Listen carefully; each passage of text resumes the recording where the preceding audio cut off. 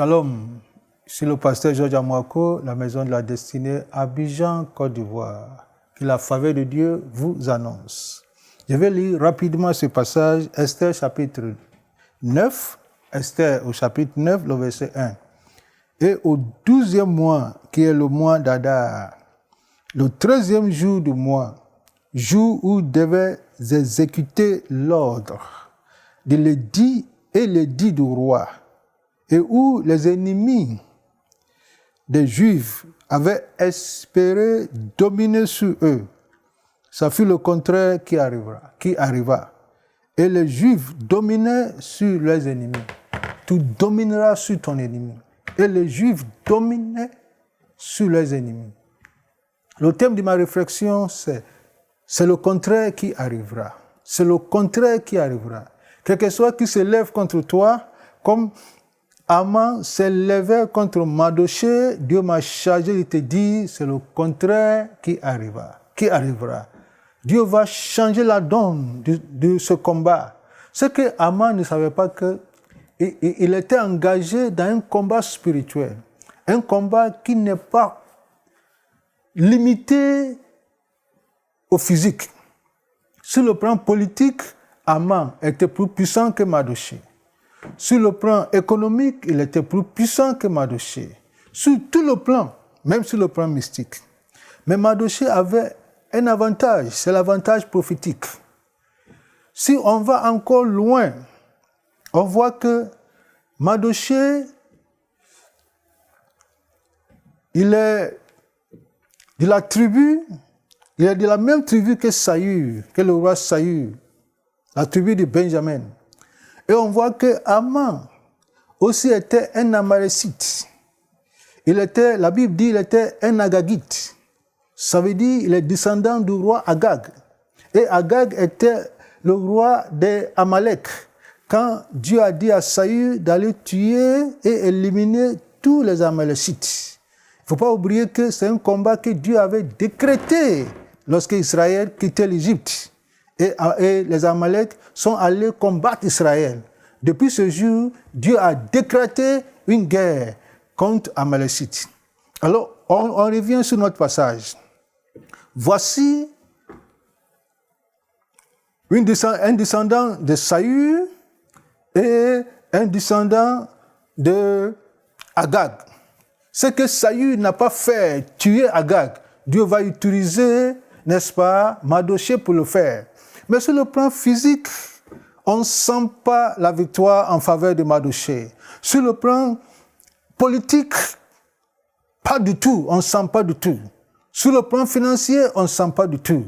Mais sur le plan spirituel, sur le plan prophétique, la donne avait déjà changé. Dieu avait déjà décrété d'éliminer, effacer la mémoire des Amalécites sur la terre. Et voici un Amalécite, un fils d'Agag, qui se lève contre Mardochée. Il ne savait pas que sur le plan spirituel, il n'a pas l'avantage. Et Mardochée a prié. Il a changé la donne spirituelle. Tu vas changer la donne spirituelle de ta famille. Tu vas changer la donne spirituelle de ce combat dans ton bureau. Je ne sais pas ce qui se passe dans ton bureau, mais ce fils d'Agag sera déraciné, sera détrôné. Et tu connais l'histoire. L'histoire est que la force que Aman a creusée pour la chute de Mardochée, lui-même y est tombé. Et c'est ce que la Bible dit, lui-même y est tombé. Dieu a changé l'histoire, Dieu changera l'histoire de ce combat en ta faveur. C'est le contraire qui arrivera. C'est le contraire qui arrivera. Naturellement, physiquement, tu sens perdre. Et la victoire semble te lâcher. Mais il m'a chargé de te dire, c'est le contraire qui arrivera. Lève-toi, tu as le manteau. Lève-toi, tu as la prophétie. Lève-toi, tu as la main de Dieu sur ta vie. Lève-toi, change l'histoire par la prière. Et c'est ce que Mardochée a fait. Et prophétiquement, la victoire n'était pas en faveur d'Aman. Physiquement, il était fort. Comme l'ennemi devant toi. Il est fort physiquement. Politiquement, il est fort. Socialement, il est fort. Il a des connexions partout. Et Mardochée n'avait rien. Sauf la prophétie de Dieu sur sa vie. La promesse de Dieu sur sa vie. Sauf le décret de Dieu sur sa vie. Et peut-être lui-même, il ne connaissait pas. Il ne savait pas qu'il y avait une guerre qui avait été décrétée par Dieu. Et Moïse appela cette guerre la guerre de l'Éternel. La guerre que tu fais, c'est la guerre de l'Éternel. Ce n'est pas ta guerre. C'est la guerre de l'Éternel. Et l'Éternel te donnera la victoire. Il t'a déjà donné la victoire.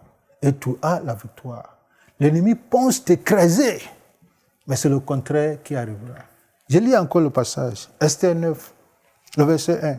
Au 12e mois, qui est le mois d'Adar, le 13e jour du mois, jour où devait s'exécuter l'ordre et l'édit du roi, et où les ennemis des Juifs avaient espéré dominer sur eux, ça fut le contraire qui arriva. Ça fut le contraire qui arriva. Dieu m'a chargé encore une fois de te dire, c'est le contraire qui arrivera. Dieu va changer la donne spirituelle de ce combat en ta faveur. Et c'est le contraire qui arrivera. Tu verras la chute de ce fils d'Agag dans le nom puissant de Jésus. La personne que Saül n'a pas tuée, toi, tu vas tuer son fils. Et c'est le contraire qui arrivera. Lève-toi, prends ton manteau de victoire, commence à bénir son nom. Que sa faveur soit sur ta vie, qu'il te donne la grâce et l'onction pour cette victoire au nom de Jésus. Amen. Pour aller plus en profondeur, vous pouvez lire et télécharger la version complète de cette pensée du jour sur le site enseigne-moi.com.